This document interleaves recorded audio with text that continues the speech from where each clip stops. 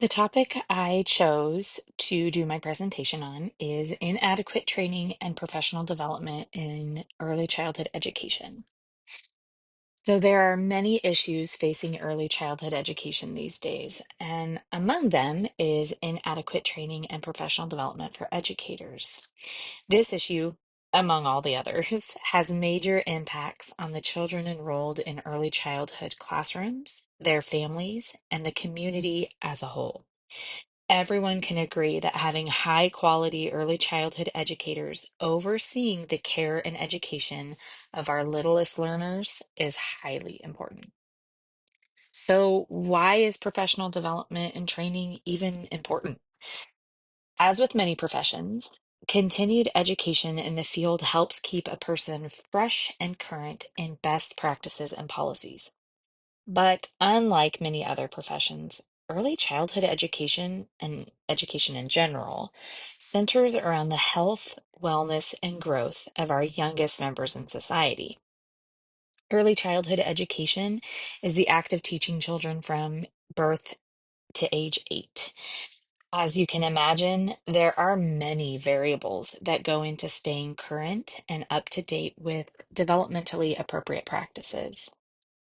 For example, as we learn more about brain science and development, we want to stay current in that and how to educate children through those changes. We want to stay current on best social and emotional practices, on how to better serve families and the community, and how to best equip students to learn in a classroom setting. Educators should have adequate and reliable resources to draw from for continued education and development in those areas and more. Now, there are baseline qualifications. According to the Oregon Department of Early Learning and Care, or the DELC, there are a few baseline training and education requirements for anyone working in childcare or early learning. Those requirements include enrollment in the Central Background Registry, recognizing and reporting suspected child abuse or neglect, CPR first aid training, food handler certification, safe sleep for infants, and foundations for learning. These baseline requirements are an excellent foundation for anyone who is starting in the ECE field and are offered free on the Portland State University website and links through that website. But they're not the only training or professional development that's needed for early childhood educators. Oregon law states that educators need up to 15 hours of continued education and training per year to maintain employment in a licensed or certified care setting. That means that educators are having to find new and relevant training each year to fill out their required training hours without having to pay too much or without having to take too much time off work. This can get tricky. So, of course, there are going to be barriers to training and professional development. And some variables that I'd like to discuss when we talk about providing adequate training and professional development are things like the core knowledge categories. So these CKCs are elements of training and professional development that are necessary for progressing professionally. There are 10 CKCs in the Oregon ECE world. These knowledge categories are meant to help guide the education of ECE teachers so that they can meet the standards that Oregon has set for the ECE field. Within that, another variable to overcome is the level of training within each CKC needed in order to progress professionally. Training in Oregon ranges from Set 1 to Set 3. Set 1 trainings are designed to be an introduction into the topic. Set 2 trainings act as intermediate knowledge on the topic, and Set 3 trainings are meant to give advanced training on a topic. Set 1 trainings are typically found at low to no cost to the educator, with the cost for Set 2 and Set 3 trainings increasing significantly due to the advanced nature of the training, which honestly can act as a barrier on its own. The struggle with finding these trainings is that there is a severe lack in quantity and availability. College level courses are always an option to early childhood educators to fulfill these training requirements, but educators run against that same barrier of time and cost. We're also lacking qualified trainers who are able to provide these quality trainings to educators. There is an extensive and exhaustive process for qualified individuals who desire to become trainers in the ECE field. All for good reason, but still a significant barrier. There are community trainers, those who can provide Set 1 trainings, and master trainers, those who can provide Set 1, Set 2, and Set 3 trainings. Now, within community trainers, there are specialized trainers who are specialized in one core knowledge category, and the same with master trainers. There are master trainers who can be specialized in one set of core knowledge categories. Community trainers must carry at least a step 7 in the registry step, which I'll go over in a second, and have conducted at least 60 hours of training with adults.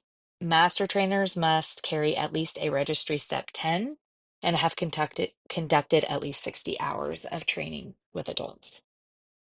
These can be some hefty qualifications, which contribute to inadequate trainings and professional development. The last variable is this Oregon registry step. Now, what is this?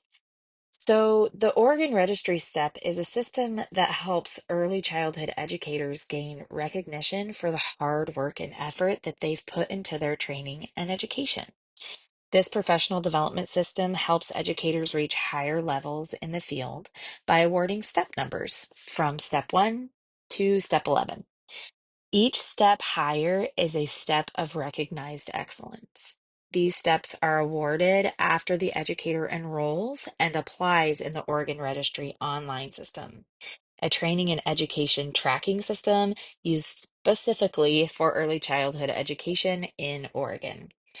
Now, this system has streamlined many processes in the Oregon early childhood education world, but all of these variables are like an intertwined web that can be both beneficial and honestly a little stunting to an early childhood educator who may not be familiar with all of these steps.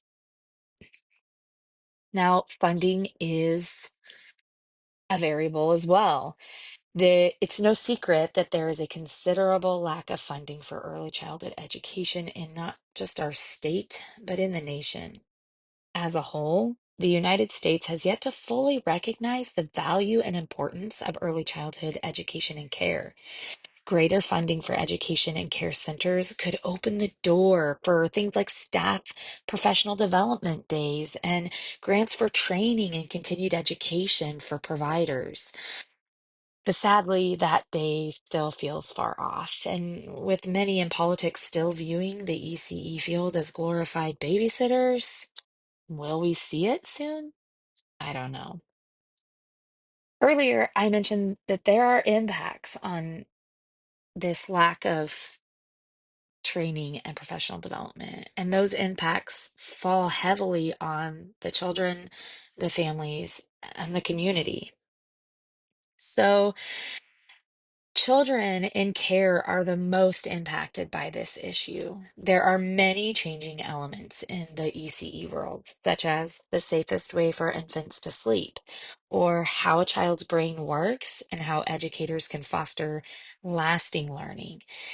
The effects of positive relationships with the caregiving adults and how that affects learning and the love of learning. Those are just a few. Some major issues to continued training is inclusive education and how to integrate a child with different capabilities into a classroom of typical students. Higher education and training on how to recognize, report, and respond to suspected abuse is highly important.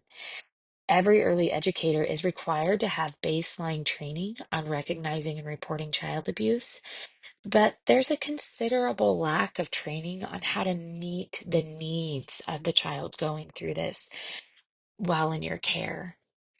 Simply understanding what the brain is doing in trauma can change an educator's whole approach in these scenarios. Imagine if there were excellent trainings provided to educators on how to master these issues in the classroom, how that can change the quality of a program. Families can also be impacted by the lack of quality training for educators. Family engagement and partnership is highly important for continuity of care and education of young children. Providing continuing education opportunities for educators to learn the most effective ways to engage our families or communicate difficult topics with primary caregivers with care and respect, and offer resources and solutions to real problems that families face.